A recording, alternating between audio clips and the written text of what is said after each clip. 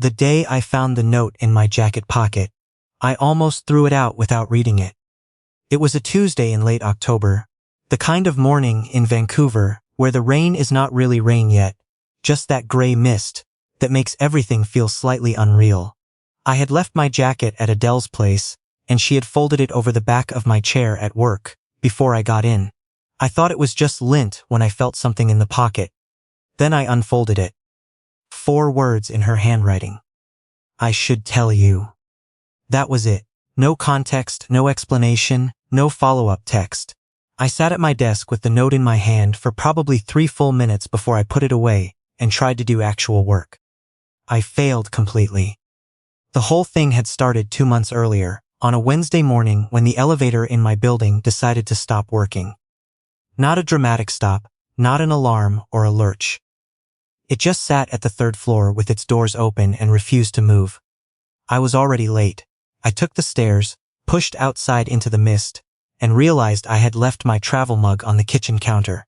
I stood on the sidewalk for a moment, doing that calculation people do when they are already behind, and considering whether making things worse is worth the 2 minutes it would save. I decided it was not worth it and kept walking. My usual place on Granville was backed up past the door. I could see the line from the street. Not a chance. I kept going, turned onto a side street I did not normally take, and found a small shop I had never noticed before. It was called Lantern. Hand-painted sign, steamed-up windows, a chalkboard menu in the kind of handwriting that looks deliberately imperfect. Inside, it was warm and slightly cramped in a way that felt intentional, like the owner had decided comfort mattered more than capacity. There were maybe 6 people ahead of me. I looked at my phone. 12 minutes behind, which meant I had lost the buffer I usually built in. I put the phone away because it was not helping. That was when I noticed her. She was 2 people ahead of me in line. Dark coat, hair pulled back, but not neatly, like she had started fixing it and then given up halfway through. She was reading something on her phone with the kind of focus that made it obvious. She was not checking social media. She was actually reading. I could tell by the way her thumb scrolled slowly and her eyes did not jump around. When she got to the front of the line, she ordered without looking up from her phone immediately, which I normally find irritating, but she caught herself, looked at the person behind the counter, and said sorry before repeating her order. That detail stuck with me. The self-correction. Oat latte, 1 brown sugar medium. Her voice was clear, not loud. I stepped up after her and ordered my Americano. I handed over my card.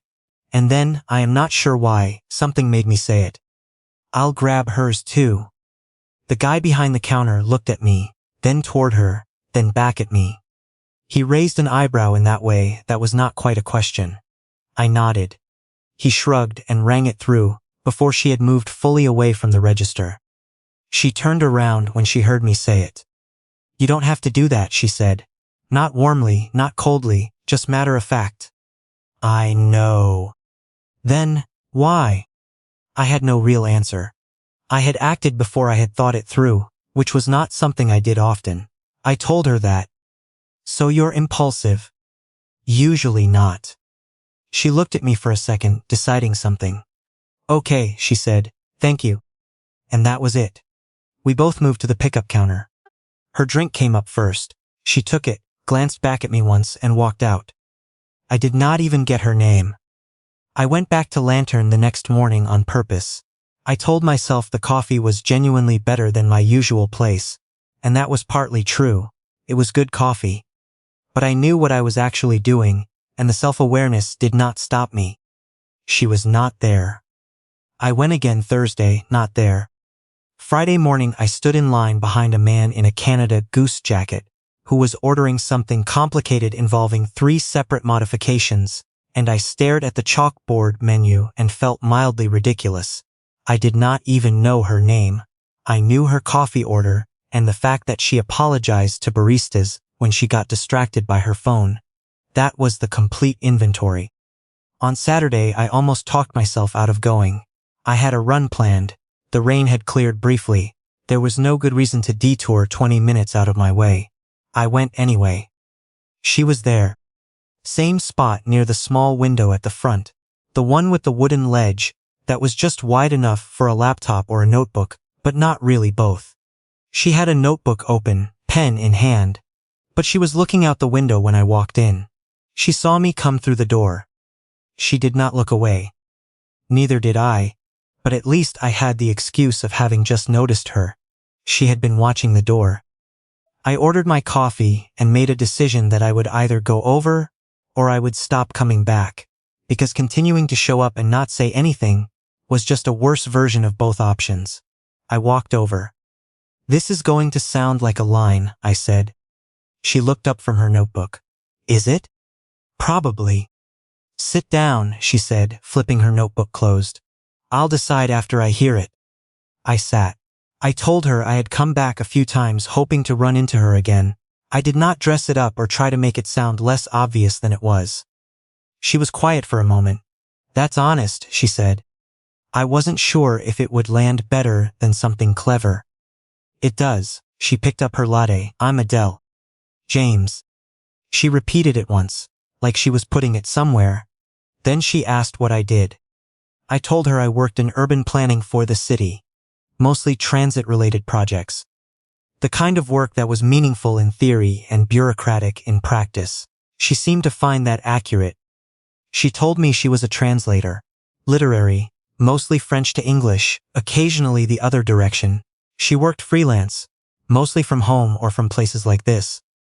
I asked which authors she had worked on, and she named 2 I had actually read, which surprised both of us slightly. "You seem surprised," she said. "I don't get to say I've actually read someone's work very often in this context." "What context?" "Trying to make a decent impression." Her mouth moved. Not a full smile, but something close. "You're doing fine," she said, in a tone that made it hard to tell how much she meant it. After that Saturday, the morning became a thing. Not something we discussed or agreed on. It just happened. I would show up at Lantern around 7:30. Adele was almost always already there. She would close her notebook when I sat down, which I noticed the second time and tried not to make a face about. She noticed me noticing. "Don't read into it," she said. "I'm not." "You're doing the thing where you register something and try to look like you didn't." "Is that a thing?" "On you, it is." That was Adele. She observed things and said them plainly. Not unkindly, just without the usual softening. I found it disorienting at first in the way that honesty sometimes is when you are not expecting it. We talked about different things on different mornings.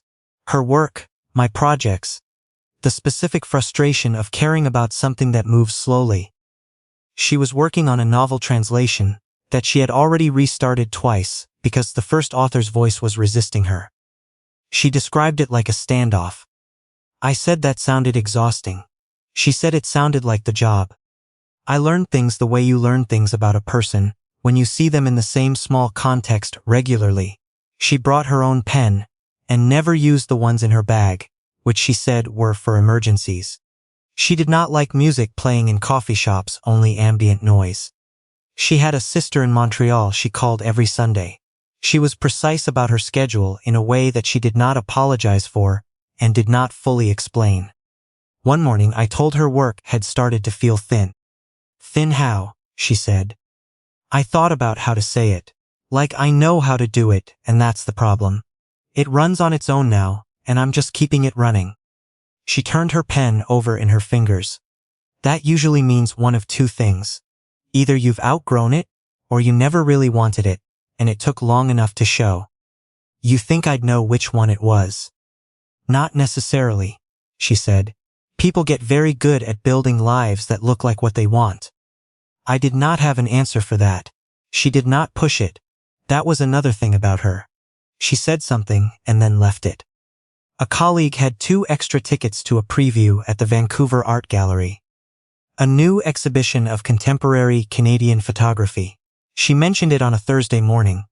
Almost as a side note, the way you mention something you think might not land. "I'm going Friday night," she said. "There's a second ticket if you want to come." I wanted to come. The gallery was busy in that polished opening night way. good wine in small glasses, people standing very close to photographs, while also being very aware of being seen standing close to photographs. Adele moved through it differently. She stopped actually looking at things, not performing looking.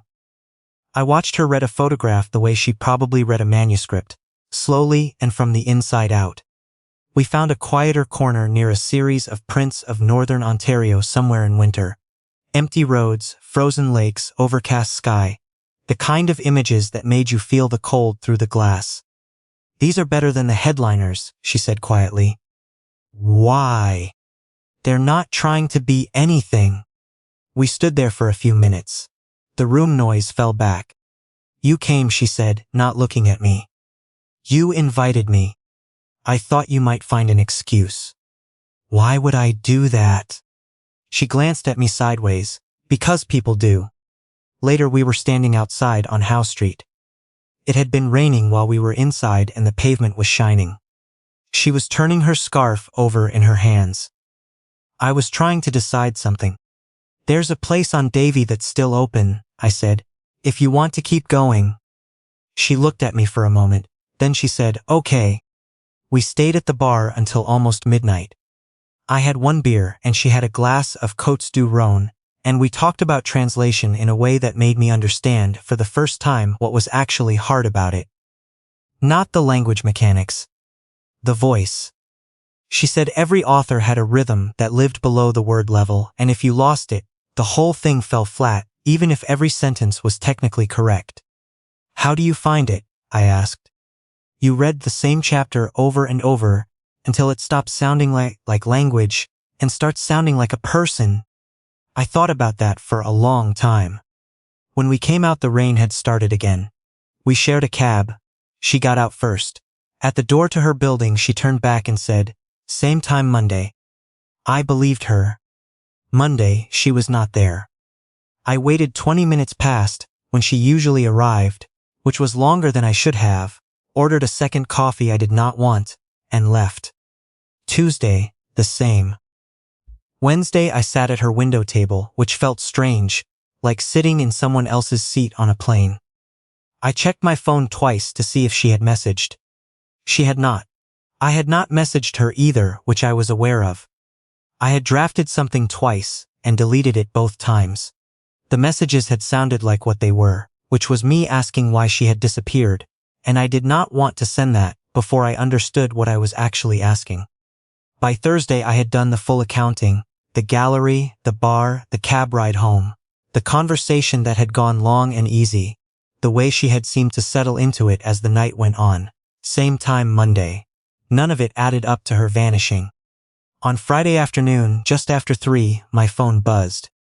A coffee shop address near Main and Broadway, Sunday at 10.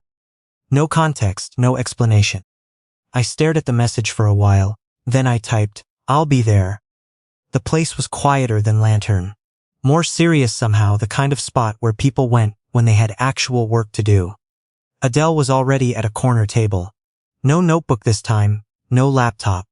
Just her hands around a mug and a particular expression I had not seen before. She looked uncertain. "Hi," I said. "Hi." She watched me sit. "I handled this badly." I was expecting something more defended. "You did disappear," I said. "I know." After telling me same time Monday. "I know." The server came. I ordered a coffee and waited. When she left, Adele placed both hands flat on the table. "I'm not very good at this," she said. "Specifically this. Things that matter and are also uncontrolled. Translation I can do. Manuscripts, deadlines, contracts, I know where everything is. With this, I kept getting to the edge of something and going back to the middle." "What's at the edge?" I asked. She looked at me directly. "You, specifically you." I had been ready to stay annoyed. I had earned that. But there was something in the way she said it that made it hard. Not a performance. Just a plain admission. She told me something then about a relationship years ago. Someone who had been warm and easy to be around, and who she had trusted without checking, and who had let her carry a shared financial commitment alone for almost 2 years before she found out. Not dramatically, she said. Just slowly and quietly, The way damage often works. So you decided to control everything you could after that, I said. I decided that caring about outcomes was a luxury I couldn't keep affording. She said it the way people say things that have been true for a long time. I told her things back. More than I planned. About the work feeling hollow, which I had told her before, but also about why I had stayed in it. The security of being competent at something. The way it was easier to stay in a life that was working on paper than to explain why you needed to change it. I told her I had been thinking about what she said, about people building lives that look like what they want, and that I thought she had been describing me. She did not say she was sorry for saying it, she just listened. At some point she reached over and put her hand over mine briefly. Then she pulled it back. I should have messaged, she said. Yeah. I was afraid, if I explained I would have to explain everything else too. What's everything else? She drew a slow breath. There's something I need to tell you. Before this goes any further. She paused. I knew who you were before I walked into Lantern. The noise in the café seemed to step back. What does that mean? I said. Your name came up in a professional context about 8 months ago. A firm you'd consulted for was being considered for a project I was indirectly connected to. Someone mentioned you. I looked you up, just professional curiosity at first. Work history, a few interviews you'd done, a public panel thing at SFU. Okay, I said carefully. Your regular coffee place was tagged in something you posted. Not recently, but I remembered it. When I ended up in that neighborhood on that Wednesday, I knew roughly where you went in the mornings. I put my mug down. I walked past Lantern 3 times before I went in, she said. Everything rearranged itself in my mind at once. The way she had been standing in line. The way she had not looked away when I caught her looking. The fact that she had known, before I ever opened my mouth, that there was a reasonable chance I would buy her a coffee if she gave me an opening. You built the whole first morning, I said. Yes. The look, the line, the waiting. Yes. And when I came back. She nodded. I knew you had come back Tuesday and Thursday. I wasn't there, I was trying to figure out what I was doing. I looked at the table for a moment. And the gallery, I said. The second ticket. Was real, she said. That part was real. I had 2 tickets and I wanted you to come. But the beginning was built. Yes. I needed a second. I looked out the window at the street. A man was walking a dog in a raincoat, the dog unconcerned with the weather. Regular Sunday morning in Vancouver. Her voice was quieter. You were not what I expected. I thought I was creating an opportunity to meet someone whose work I found interesting. Then you sat down, and the thing I was trying to manage stopped being manageable. That is not the comfort you think it is, I said. I know, it is just what happened. I sat with that. I need a couple of days, I said eventually. She nodded once, no argument. You should have them, she said. Outside, she went one direction and I went the other. I walked 12 blocks before I took a transit app out of my pocket. The 2 days I spent doing what people do when they are technically present, and actually somewhere else entirely. I went to work. I made reasonable contributions in a Monday meeting. I ate lunch at my desk and tasted very little of it.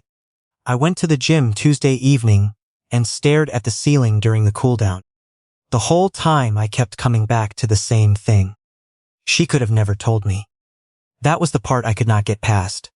Not the planning, though that mattered. Not the gap between what I had believed the first morning was and what it actually was, though that mattered too. The thing that kept stopping me was the other option. She had a clean and easy alternative available to her. Say nothing, continue. Let me keep believing that some Wednesday morning with a broken elevator had made both of us walk somewhere new at the same time. I would have believed it. I had believed it. She told me anyway, at the exact moment it could cost her everything. Not because she had to, because she had decided something. I also kept thinking about everything after that first morning. The way she closed her notebook when I sat down. The things she said about people building lives that look like what they want. the gallery. The way she had looked uncertain at that table on Sunday, in a way I had not seen before. None of that had been planned. On Wednesday evening, I called her. She picked up on the second ring. "Meet me at Lantern," I said. "Tomorrow morning." A pause. "Okay." She was already there when I arrived, at the window table. No notebook, no laptop, no phone in her hand. She was just sitting, which for Adele was not a default state. She had a latte in front of her. I ordered my Americano and carried it over. She watched me sit and did not speak. "You built the beginning," I said. "You knew where I went in the mornings. You put yourself in the right place. You let me think it was chance. That hurt. I need you to actually hear that part." Her face tightened, but she did not deflect. "I hear it. It made me go back over everything, check all of it." "I know. And you let me do that. You didn't try to explain it away at the restaurant. It wasn't something I could explain away." "No," I said, "it wasn't." I held the coffee with both hands. But everything after that first morning was different. I checked and it was different. The gallery was different. The bar on Davie was different. You telling me was different. Her fingers moved slightly near her mug. "I should have told you sooner." "Yeah." I kept waiting for a moment that wouldn't ruin it, and there wasn't one. "There usually isn't," I said. "That's not how it works." She looked at me steadily. "If this continues," I said, "honesty runs the whole thing. Not honesty when it's convenient or when you've figured out how to frame it. The kind that runs underneath everything else." "Yes. I'm not saying I'm fine with what happened. I wouldn't believe you if you did." That almost made me smile, almost. Adele reached into the pocket of her coat and put something on the table between us. A folded piece of paper, creased like it had been opened and closed a few times. "I wrote this before you arrived," she said, "in case I lost my nerve." I unfolded it. Her handwriting, the same careful letters as the note I had found in my jacket pocket earlier that week. No strategy this time. I read it twice. Then I folded it and put it in my jacket. "We start from here," I said. "No positioning, no information I don't have." She nodded, and then, for the first time since I had known her, she smiled without pulling it back. It changed her whole face. Not softened it, exactly. Opened it. We sat together at the table she had chosen 2 months ago on a Wednesday morning when she had known I might come in. The same window, the same wooden ledge, too narrow for a notebook and a laptop both. The same rain-tracing lines down the glass outside. But this time I knew why I was there, and the knowing made it more, not less. The thing I kept coming back to, even weeks after Adele and I sat at that window table again, was how close I came to walking away and calling it a reasonable decision. I had the argument ready. She had positioned herself. She had chosen the café, the line, the look. She had let me believe something was chance that was not chance at all. A person could look at that and decide the foundation was cracked before anything was built on it. I had been ready to make that call. What stopped me was not the feeling. Feelings are easy to rationalize in whichever direction you need them to go. What stopped me was something quieter. She told me. She did not have to, and she told me anyway. And I had to ask myself what kind of person does that, and what it actually costs them, and whether I was paying enough attention to understand what I was looking at. I think about honesty differently now than I did before that Sunday morning at the café on Main. I used to think of it as a baseline, a minimum standard, the thing decent people just did. What I understand now is that real honesty, the kind that risks something, is not a baseline at all. It is an act of will. Adele knew exactly what telling me might cost her. She told me anyway. Not because it was easy or strategic, but because she had decided that the alternative, keeping something hidden to protect what she wanted, was a version of herself she did not want to be. That is not a small thing. That is integrity working when it is inconvenient, which is the only time it actually counts. And I had to look at my own part honestly too. I had been comfortable, good at my job, going through the right motions, building a life that looked correct from the outside. Adele's question, The one about people building lives that look like what they want had landed somewhere uncomfortable because it was true. It takes a particular kind of courage to sit with that recognition and not immediately explain it away. To let it mean something. To let it change something. I was not sure I had been doing that before she asked it. The intelligence she brought to everything, the translation work, the way she read a situation or a person, was never cold. People sometimes mistake precision for detachment. What I watched Adele do was hold two things at once, the understanding of how something worked and the willingness to be changed by it. That combination, clear-eyed and still open, is rarer than it looks.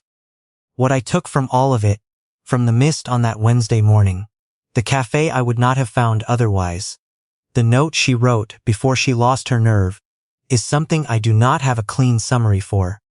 It is more like a habit I am trying to build. Pay attention to what people do when it costs them something. Be the kind of person who tells the truth at the exact moment it matters most. And stay in the room when things get uncertain, because the uncertain part is usually where the real answer is. Adele and I had coffee this morning. She closed her notebook when I sat down. I did not make a face about it. I noticed though, I always notice,